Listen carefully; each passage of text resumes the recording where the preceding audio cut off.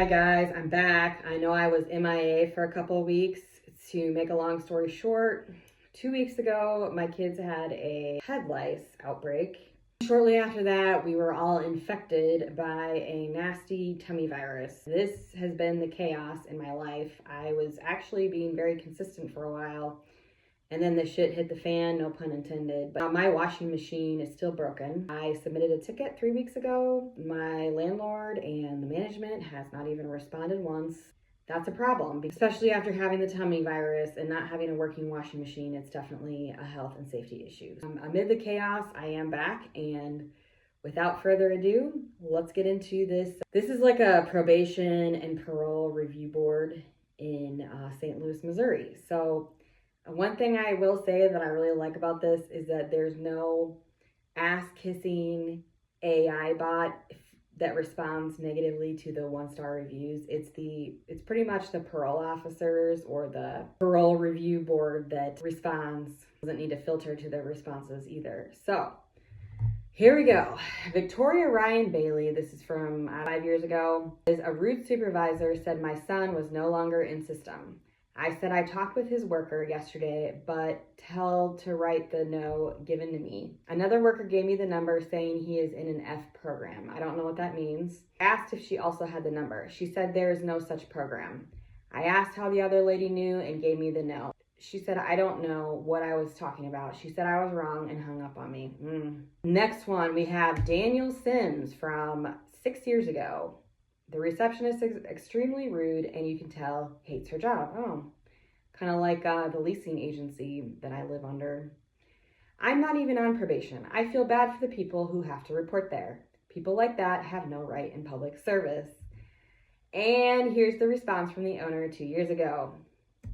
If you are not on probation or parole, the service that is being provided by this agency, then you have not received services from this agency and really don't have any experience, positive or negative, with the services to rate those services that you have received none from the agency. Well, you can tell it wasn't a chat bot because, for one, whoever the parole board did not respond using correct grammar, and they definitely did not run Grammarly before posting the review. I mean, don't get me wrong, I don't like it when people draft responses with this chat GPT. That's not my cup of tea, but I just don't know how I feel about that particular response from 2 years ago. The next one, Carl Smith, 5 years ago. First time here since I had to switch offices from my previous addressed district. The female receptionist with the short red hair has a serious attitude problem. Flat out ignorant. So I wonder if it's the same receptionist that the other reviewers complained about. Probably. She sounds like a lovely person to work with. Oh, burn. I love this response from the owner 5 years ago. Wait, what exactly was the problem? ? Mike Bartlett, 6 years ago. I wish I could leave less than 1 star. Guy at the front counter is rude and my PO is very unkind. Response from the owner. Please don't mistake our holding you accountable for your behavior for unkindness. It is our job to ensure the safety of the community by making sure that you are complying with the terms of your supervision. Probation and parole are pretty easy if you follow the conditions. Don't commit any more crimes. Don't use drugs. Go to treatment if required. Get a job and keep a job. Pay your child support if applicable. And 6, keep your appointments. This is pretty simple, and for the most part, what every other responsible adult does. Burn. Remember, it was your actions that resulted in you being placed on supervision, and that you requested to be placed under supervision instead of in prison. I mean, I'm gonna give it to him. DJ List, 7 years ago. Okay, so it's just a negative 1-star review, and the owner responds with, well, look at that. A 1-star rating. Kind of like the 1-star rating that the judge gave you in response to your violation of the law, which resulted in you requesting, in all caps, to be placed under supervision instead of being sent to prison. Just think, if you hadn't committed a crime and requested to be placed on supervision, you would have appreciated the services of this agency much more.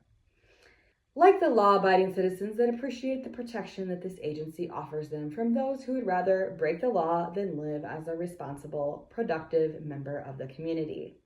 But hey, That's who these officers are really here for. At the end of the day, you are the one that is ultimately responsible for your own behavior and the consequences of that behavior. If you can't control your urges and behavior, someone else will. Oh my gosh.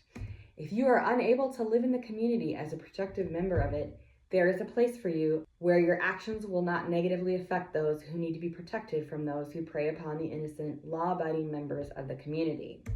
All right, well, I mean, I know this is kind of a short video, but I've had a lot of chaos lately, and to the leasing agency that I live under, if you are watching this, you really need to get your act together because you have been on my shit list for quite some time. I hope you guys are having a less chaotic day than I am. Talk to you later. Bye.